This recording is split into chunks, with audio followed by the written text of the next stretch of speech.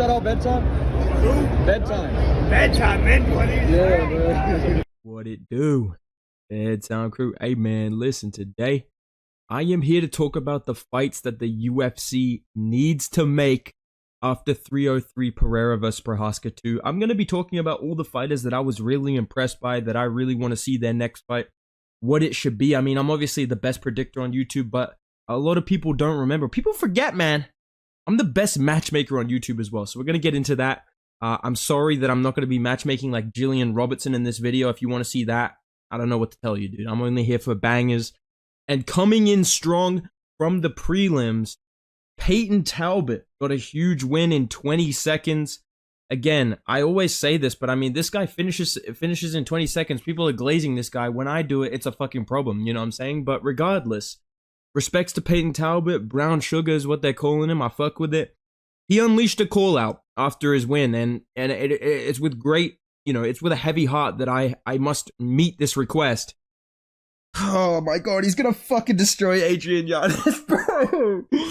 Dude, when he called out Adrien Yanez, I was like, fuck, that's like such a good idea, but don't massacre my boy Yanez, bro. Like, you couldn't call out fucking Davy Grant or fucking like Ronnie Yaya, bro. Like, why does it have to be Yanez, dude? This guy's gonna absolutely murk my boy Yanez, and I say that with all love and respect. I would love to be wrong. I love Adrien Yanez. I give my life for Adrien Yanez, but it's not gonna happen, dude. Peyton Talbot versus Yanez, probably going to get made very, very soon. Knowing the UFC, I would not be surprised if they throw this on the fucking Apex, but it should be on, like, 307 in Salt Lake City or MSG. I don't want this on the Sphere. I feel like everyone's trying to get on the Sphere. Don't put this on the Sphere. Put this on something else so we can get a good card. Put this in Texas or something. That'd be kind of cool. Yeah, let's do Yanez versus Talbot. That's a fight that makes sense to me. Next guy I'm going to talk about was Gene Silva. Obviously, I picked Gene Silva. I'm a genius. I'm a humble genius as well.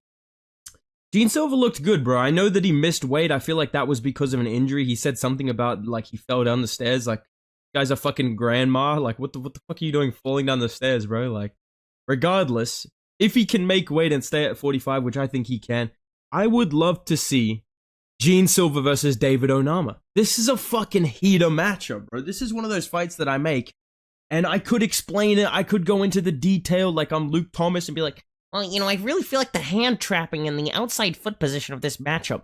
Fuck all that, bro. These two would go and scrap each other. This would be a banger matchup. This would be a sick featured fight of a fight night. And I think these two would absolutely give up a couple of brain cells to entertain all of us. These are two of the most exciting guys at featherweight. And I feel like this matchup would be super, super interesting, especially because of the power of both of these guys. If I am going to talk about it technically, David Onama in round 1 is like OP. But if it goes late, I could see Gene Silva bouncing back. I want to see his defense. I want to see if he can take a shot from a guy like Onama.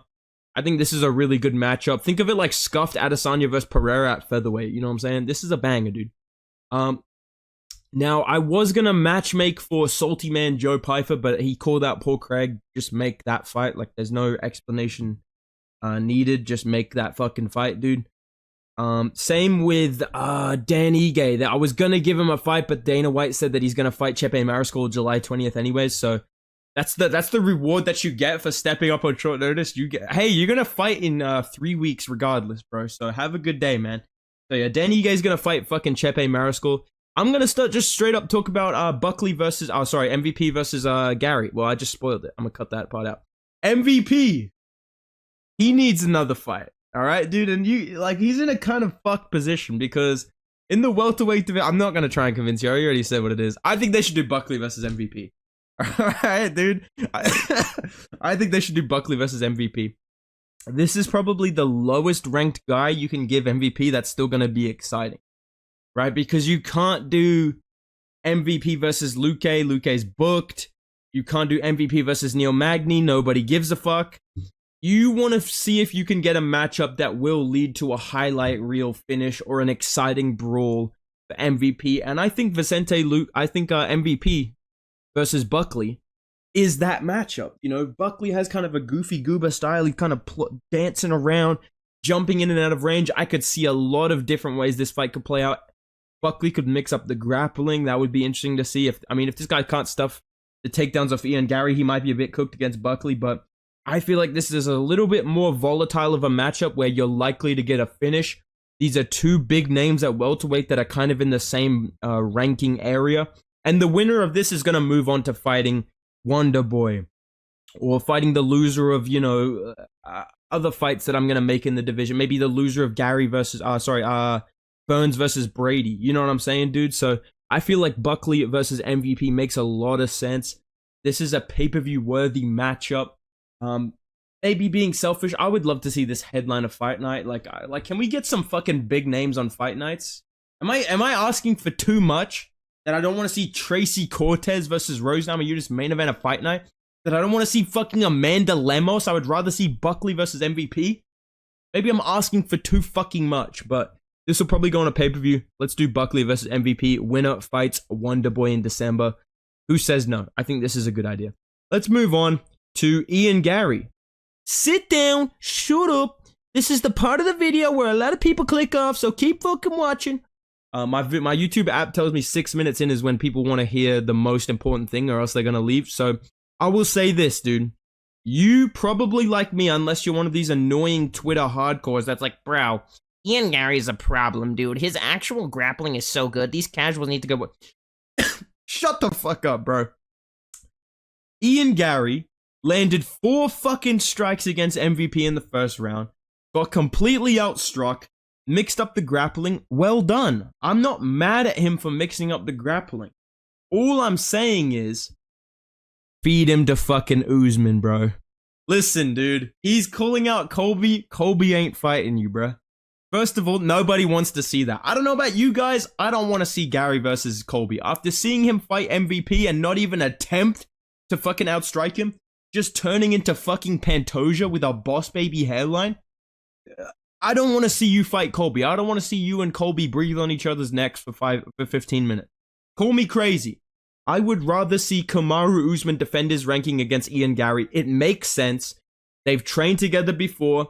It's a big matchup. You're not getting Shavkat. They're going to do Shavkat versus JDM if they can do that. Or they're just going to give Shavkat a title shot. Honestly, they might just keep him out for that. Usman and Shavkat won't fight each other for whatever reason. I think Usman versus Gary makes sense. I think this is a more exciting matchup where Usman is almost in that unk status kind of area where you would find a couple of fucking people. I was going to say a different word.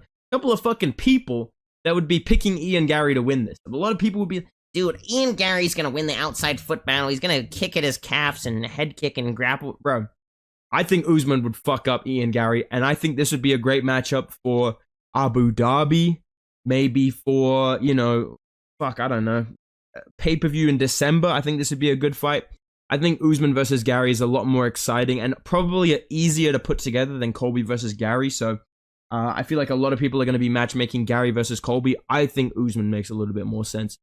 Let's move on. I can't believe I'm about to do this. This is the first time in bedtime history that I'm going to talk about WMMA on my channel. I usually never do. Okay, dude, but Macy Chiesa got a huge win against Mero Bueno Silva, and we've got a problem, boys. We've got a code red situation. Macy Chiesa is ranked top 4, bruh. She could get a title shot, dude. We could be one fight away from Pennington versus Chiesa headlining a fucking pay-per-view. So I have the perfect solution to this. Kayla Harrison versus Macy Chiesa. You have to fight Kayla Harrison, buddy. All right. First of all, I'm hearing rumblings, and I'm not gonna lie. These rumblings are making me want to put a fucking gun to my head. I'll probably get demonetized for saying that. I don't really care. I'm hearing rumblings that Pennington versus Pena is the next fight at 135 instead of Kayla Harrison getting a title shot. So I feel like on the same card that they do Pennington versus Pena, I mean, nobody wants to watch it anyway, so this isn't going to tank the pay. Let's do Kayla Harrison versus Macy Chiasson. Probably two of the most entertaining female fighters. I think this is probably the best matchup you can make at women's bantamweight besides Mayra Bueno Silva versus Irene Aldana. That's what I think she should do next. But in terms of a big fight, let's do Kayla Harrison versus Macy Chiasson and pray to God that Kayla Harrison fucking wins so she gets a title shot. That's what I think they should do. Let's talk about this abomination featured fight between Anthony on paper Smith. Now, on paper, I would just cut Anthony Smith from the UFC if I was Dana White. Okay? I would just cut him from the UFC. All right, dude? But I'm not going to do that. And I will give him a chance to bounce back. I will give him a chance. Let's do Anthony Blobheart Smith versus I'm Dominic Reyes. I'm a 3-sport athlete. I'm a multi-sport athlete. Anthony Smith, Dominic Reyes in the sphere. Let's fucking do it, dude. All right, let's fucking make this happen. I think this is the perfect battle of the gatekeepers at 205. The winner of this goes on the title run of the century. Obviously, I think Dominic Reyes wins this and moves up. You know what I'm saying? But it's an interesting matchup. Anthony Smith could fluke this. I think this is the perfect matchup for both of these guys. The crazy thing I'm going to say about this before I move on, there was a point in time this could have headlined a pay-per-view. There was a point in time this could have been for the interim or vacant light heavyweight title, and now these guys would probably be the early prelim headliner in the sphere. Anthony Smith, Dominic Reyes, let's make it happen. The super fight we've all been waiting for. As for this next guy, Roman Delid, oh, this fucking guy. Roman Delid won on the weekend. He got a big win, and he won the fight, and he got the victory. So I think I should give Delid a really good matchup. Let's do Roman Delid versus Anthony Hernandez. 5 rounds. Oh man, I would love to see Anthony Hernandez, a guy who can actually strike and grapple and fight and go more than one exchange in cardio. I would love to see him fight Roman Delid. I think this would be a really great matchup. For some reason, I really am looking forward to seeing this happen and get rebooked for the future. I think this would be a great matchup. I would love to see it. And man, may the better man win. May the best man win. I'm picking Anthony Hernandez, bro. Please, please. Please, bro. This is what you do with Roman Delid. If I'm the UFC matchmaker, I'm going, oh, Delid, you won, bro? You won a big fight? All right, man. Fight Michelle Pereira, bro. You don't want to fight Michelle Pereira? All right, fight Paulo Costa, bro. You don't want to fight him? All right, fight Anthony Hernandez, bro. I'm giving this guy bad matchups only, dude. I'm giving this dude bad matchups only, bro. We're pushing the hairline back with this one, dude. Let's do Anthony Hernandez versus Roman Delid. Let's get this guy up out of the top 10, dude. Let's get him out of here, all right? Throw him out of the cage. Get him out of here, dude. All right? Let's talk about the co-main event. Obviously, Dan Ige is going to be fighting Chepe Mariscal. That's a good fight. I think he wins that one. Diego Lopez got a 29-28 victory. I mean, let's be fucking real here. I think Brian Ortega would have beat him. I know that's easy to say when it didn't happen, but am I wrong that the changing of weight classes, the short notice nature of the fight, the pace that Diego Lopez fought at, he didn't really sting Dan Ige because he's never really been finished. And who else really hasn't been properly finished in the UFC? Brian Ortega. Who's a better boxer, bigger than Dan Ige, better grappler? Brian Ortega. I think Brian Ortega would have won that matchup, and I think he's not going to fight Diego Lopez again. I don't think he's going to get rescheduled with. I think they're going to call him, and they're going to be like, they're going to try and gaslight him. Like Hunter Campbell's going to call him and be like, Brian, think about all the fans that would respect you if you took this fight.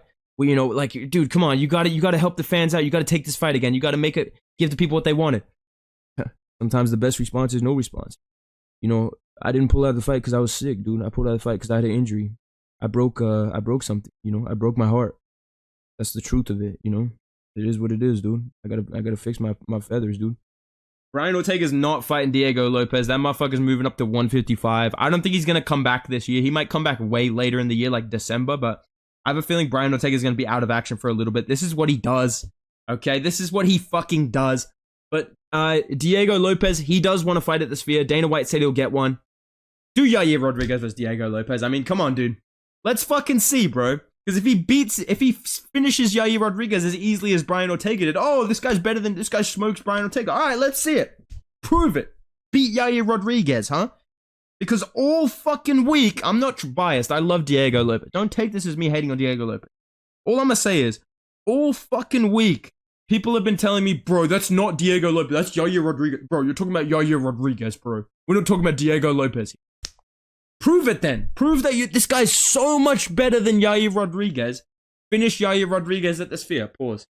Do it, bro. Do it, bro. I think this is the matchup to make. I would not be surprised if this gets made. Makes all the sense in the world for Mexican Independence Day.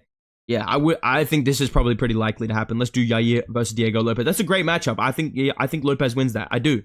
But I don't know if he finishes Yair Rodriguez as easily or as dominantly as Brian Ortega mogged him in round 2 and 3 after the early knockdown. But we'll see, bro. Main event. I've got to give a fight for Yuri Prochazka, and I've got to give a fight to Alex Pereira. I'll talk about Yuri first. Pretty rough finish for my boy there. I just want to apologize right now because people thought it was me like celebrating that he lost. I wasn't like rooting against Yuri Prochazka. I was just rooting for Alex Pereira. Yeah, I wasn't happy to see Yuri Prochazka lose. I was just happy to see Alex Pereira win and get my pick right because fucking Mero Bueno Silva got finished off a cut and fucking Anthony Smith. But regardless, you get the point. All right, dude. I want to see Yuri Prochazka bounce back with a fair matchup. I think he should take a little bit of time off. I think he should come back maybe January 2025, maybe like November MSG, December. I think he should take a little bit of time off. And another guy who's having a bit of time off because of an injury, and I think this would be a great matchup that we haven't seen before. Let's do Yuri Prochazka versus Jan Blachowicz. Pretty logical matchmaking. I'm not going to act like this is a genius level fucking idea. I think this makes all the sense in the world. 2 former champions that lost to Alex Pereira. Probably his toughest fights at light heavyweight. Both of these guys, definitely his toughest fights at light heavyweight so far, these guys. Yeah, this makes perfect sense. I think if the winner of this wins in impressive fashion, you might be able to book them in a title short notice, or you give them to Ankalaev after he loses to Pereira. But yeah, let's do Yuri Prochazka, Jan Blachowicz at the end of the year. That's a sick matchup. Let's talk about the main event. I'm going to give the people what they want. Chama, chama, chama. There you go, guys. I did the chant, all right, bro. And honestly, man, fuck it. Just give him Ankalaev, bro. Give him fucking Ankalaev. Let's get Ankalaev up out of here. I don't think Ankalaev beats Pereira. I'm going to be fucking real with you, dude. If he tries to strike with him, I think he's going to get Jamal Hilled. And even if he tries to grapple, I'm not going to lie, bro. Like, I feel like he missed his fucking chance. I think the days when he fought Jan Blachowicz, which is crazy to say because that was fucking last year, he's improved so much since then. You can just see it, the way that he fights. He's physically filled out as a light heavyweight more. His defense has improved. I think the chin is more recovered than ever. I don't think Magomed Ankalaev beats Alex Pereira, dude. I think he gets chopped up with leg kicks. He tries to wrestle a bit too late. And he gets finished on the feet when they go back to the next round. I think he takes down Pereira at the end of a round. Lays on top of him because he has no fucking submissions. People that are saying Magomed Ankalaev finishes Pereira, submits him, he has not submitted fucking anybody, bro. I don't know if you know that, dude, but maybe think about that before you go online being like, dude, Ankalaev by whatever he wants, bro. I don't know about that, dude. And after that, I'm going to be real. This is my prediction for Alex Pereira's career. Clip this, bro. Because obviously in the thumbnail and the title, I have, triple champ. I think this is what's going to happen. Alex Pereira is going to finish Magomed Ankalaev.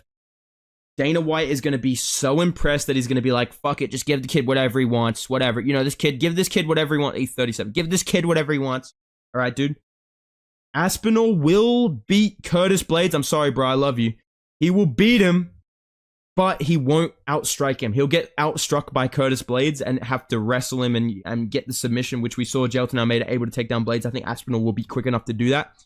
So Aspinall will beat Blades by submission, be a close fight. I think Blades will actually do good in the striking, right? John Jones will retire and vacate the belt after he beats Stipe Miocic by decision. And the UFC will immediately book, like a pay-per-view. I'm talking a pay-per-view later, after Jones retires, December, January 2025. They will book Alex Pereira versus Tom Aspinall for the heavyweight title. This will happen. Mark my fucking words. Vacant heavyweight title, Aspinall, Pereira for the belt. That will happen. All right, dude. But yeah, these are the fights that the UFC needs to make after 303. Let me know your guys' thoughts down below on these matchups. What do you think of Gary versus Usman? What do you think of Buckley versus MVP? Who should Pereira fight next? Do you think he would beat Tom Aspinall? I don't think he would, but it's interesting still. I think he could weirdly beat Jones. I'm not going to lie. Even though, Jones might blob him, I think he could beat Jones. But let me know your guys' thoughts in the comments down below. I want to hear them. If you guys are enjoying the videos and the upload schedule, drop a like, subscribe to the channel. I'm going to keep more cool shit coming for you guys. We got a rough couple of weeks without UFC. I'm a clutch up for you guys like I'm Alex Pereira. Trust! And yeah, I'll see you in the next video, man. And yeah, goodbye.